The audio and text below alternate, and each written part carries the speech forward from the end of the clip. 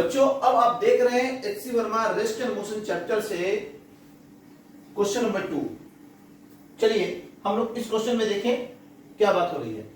A particle starts from the origin. एक particle है जो ओरिजिन से स्टार्ट करता है अपना motion, goes along the X axis to the point 20,0।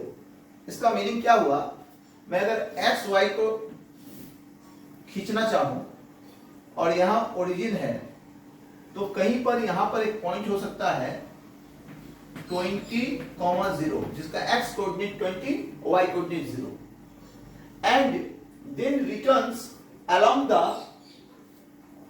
Same line to the point -20 और उसी लाइन के अलोंग वह ऑब्जेक्ट रिटर्न होता है और वो कहां पहुंचता है -20,0 पे। अब ध्यान देंगे आप, अब पूछा जा रहा है find the distance and displacement of the particle. ध्यान देंगे, इस बात को समझना पड़ेगा आपको, या इंसान या कोई भी ऑब्जेक्ट यहां से शुरू हुआ और यहां पहुंचा, यानी इस तरफ गया, ठीक है। अब जब यहां पहुंच गया तब वो फिर रिटर्न हो रहा है, यानी अब इस दिशा में चल रहा है, ठीक है। फिर यहां पहुंचता है, वो यहां पहुंचता है, फिर यहां से पहुंच के फिर वो बैक आता है, यानी अब वो बैक आता है, मतलब उसी लाइन के अलग चल रहा है और बैक आता है और यहां पर पहुंचता है। क्लियर? तो मैं मानता हूं ओ से मोशन स्टार्ट करके ये ए पर आया, फिर ए से ओ पर आया, फिर ओ से बी पर आया। तो डिस्टेंस निकालना है आपको। डिस्टेंस क्या होता है, किसी ऑब्जेक्ट के द्वारा तय की गई पूरी दूरी की लंबाई, यानी टोटल पाथ लेंथ। तो मैं यहां लिखता हूं distance equal to total path length, distance equal to total path length.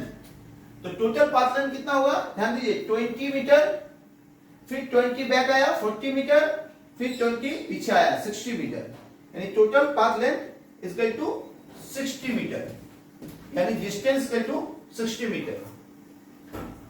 उसके बाद पूछा जा रहा है displacement of the particle. Displacement क्या होता है, आप जहां पे हैं शुरू में और कहां पहुंचे, उन दोनों पॉइंट के बीच एक vector.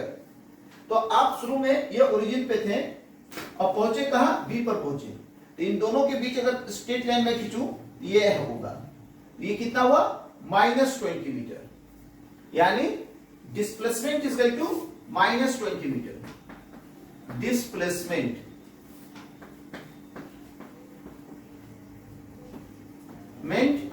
Is equal to -20 metre. आप सोच रहे होंगे मैंने डिस्टेंस में -20 को -20 लिखा क्यों नहीं, क्योंकि distance is a scalar quantity, वहां प्लस माइनस डायरेक्शन के लिए यूज नहीं होता है, इसलिए पूरा मैग्नीट्यूड मैंने लिया। तो displacement is equal to -20 metre.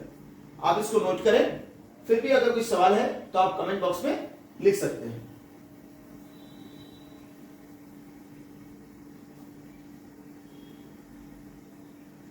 चलिए बच्चों, अब मैं इसको मिटाता हूं।